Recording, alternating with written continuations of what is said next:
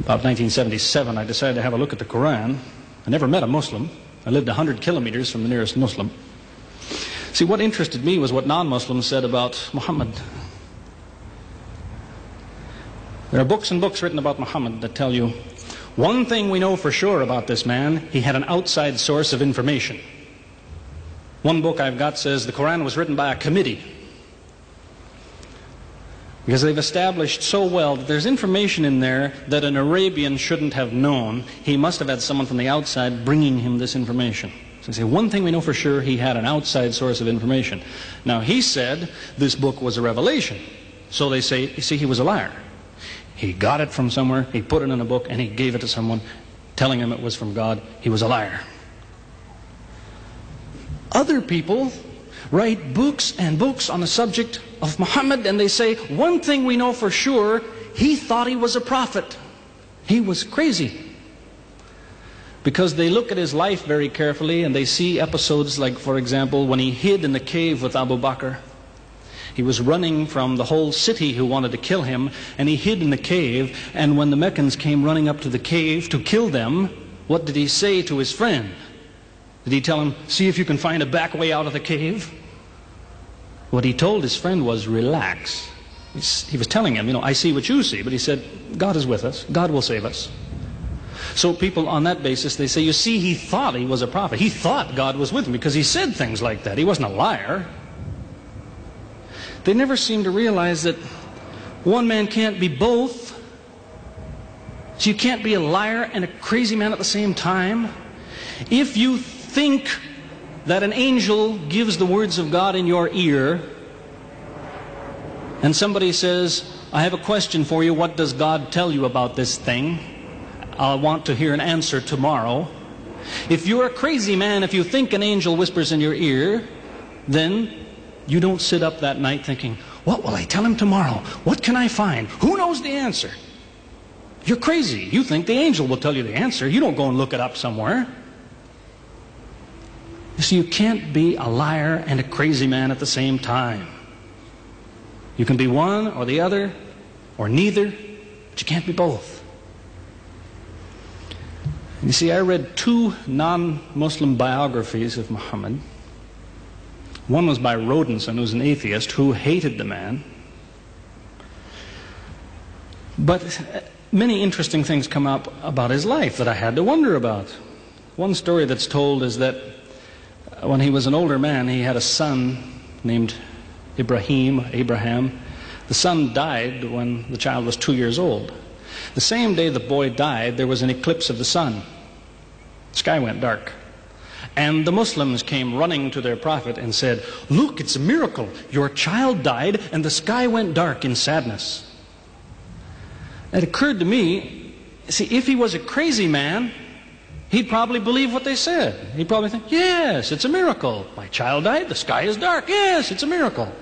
If he was a crazy man. If he was a liar, he would have taken advantage of it. He would have said, yes, right, my child died, the sky is dark, you tell everyone, it proves I'm a prophet. It's a miracle. But what did he do? He became angry with the Muslims. He told them that was nonsense. He was angry with them. How dare you say that? He said, the sun and the moon are signs of God, and they don't worry themselves about the birth of a man or the death of a son of Muhammad. Doesn't look very crazy. He doesn't look much like a liar. Now you have a third alternative, of course, which people tell you all the time. They say, no, he was not a liar. He was not a crazy man. He was deceived by the devil. Deceived by the devil. It's an interesting idea. But whatever you say, you better be ready to back it up. There's a lot of difficulties with that idea. For example, there is a verse in the Quran which tells the reader about a good habit to develop. It tells him, before you read this book, always say, A'udhu billahi minash shaitani rajim, which means, I take refuge in God from Satan the rejected. Is this Satan who wrote this? Who said, before you read my book, ask God to save you from me? Is that Satan who wrote that?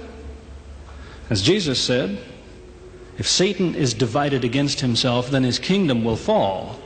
He's fighting against his own interests. So let me finish with a story that illustrates a point. As I said, there's many theories and many explanations around. Many explanations. But an explanation, something somebody tells you, is just so much air coming out of his mouth unless he has proof and unless he offers you something that you can use to falsify it. You see, there's many theories of how do the planets go around the sun and how do the stars burn and all the rest of it. Many theories. Most of them are just so much wind. Scientists pay no attention to them because they don't contain something that could be checked to prove it false. You see, Einstein was considered an intelligent man because when he offered his theory in 1905 and again in 1915, he didn't just offer a theory, he said, here's 3 ways to prove I'm wrong. Now it's worth listening to. He's told me, here's 3 different things you can do. If you can do this, I'm wrong. Here you are. Is there anything like that in Christianity? Has the Christian ever said, you want to prove I'm wrong? All you have to do is this. Has he ever done that? The Quran is filled with that kind of thing. Filled with it. Saying, you want to prove this book is wrong? Do this. Prove it. Go ahead. Do it. Filled with that kind of thing. There's an example of it that made a big impression in its day, during the lifetime, 14 centuries ago, of the Prophet of Islam. You see, he had an uncle named Abu Lahab. That was his nickname, Abu Lahab. This man hated Muhammad. He hated anything the man said. He used to watch him going through the city, and if he saw him talking to someone, he waited till they split up.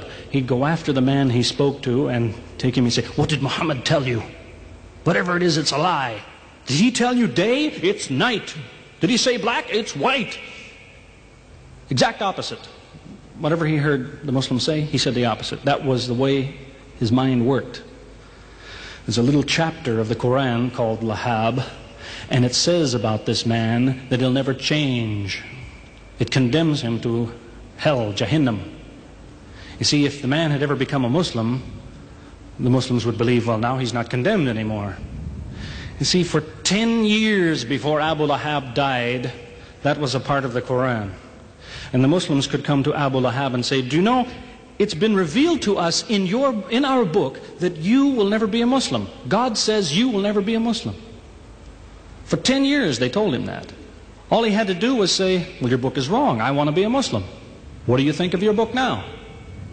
That's all he had to do. He had 10 years to think about it. And that's the way he was. See, if somebody is your enemy, you don't come to him and say, you want to prove I'm wrong? Here, say this. Come on, say it. If all you have to do is say the words and I'm wrong, you finish me. He never did it. See, this is one of many cases of something that was offered that could have been falsifiable. So it was. As I say, in 1978, after, how long would that be? 15 years of arguing with the church authorities, one place or another, I got the idea. I'm going to argue with some other people. I'm going to read the Quran, see how much of it is any good, pick out the true, pick out the false. Thought it'll take a few years, it'll take some serious study and so on. I read through it. About 3 days later, I finished it. I said, this is what I've been saying for 15 years. So I went to find some Muslims. I don't want somebody to feel you've been tricked into something. I haven't said anything about Christianity that isn't true. I haven't said anything about Islam that isn't true, unless it was a slip of the tongue or something. I'm simply trying to remind an individual, don't close your mind before it's too late. Don't make up your mind before you have all the facts. Most people who used to be Christians and become Muslims will tell you, I am a better Christian than I used to be. Now I follow Christ. I didn't before. That's what I would tell you. The Bible says Jesus told his disciples, when you greet one another, let your greeting be, peace be with you. He set the example. Peace be with you. Who says that today? Christians? Once in a great while, maybe. Muslims, whether they speak Arabic or not, they say, Salaam alaikum. Peace be with you. Jesus, when he prayed in the Garden of Gethsemane, put his forehead on the ground. Who prays like that? Christians or Muslims? Jesus used to fast for more than a month at a time. Who fasts today? Christians or Muslims? who really is trying to imitate Jesus. Somebody said to me before coming in here, they said, the Muslims make Jesus out, they insult him and so on and so on. How, possibly, do they insult him? They lift him up. Up. They can't tolerate anything bad said about him. They would just as quickly tell you that, they say Muhammad Rasulullah means Muhammad is the messenger of God. They will just as quickly say Isa, Jesus, Isa, Rasulullah, no problem. Just as quickly tell you that, because it's true. They occupy the same place. If God himself wants to make distinctions among his prophets, that's his business, not ours. Treat them all with the same amount of respect. May God guide us always closer to the truth.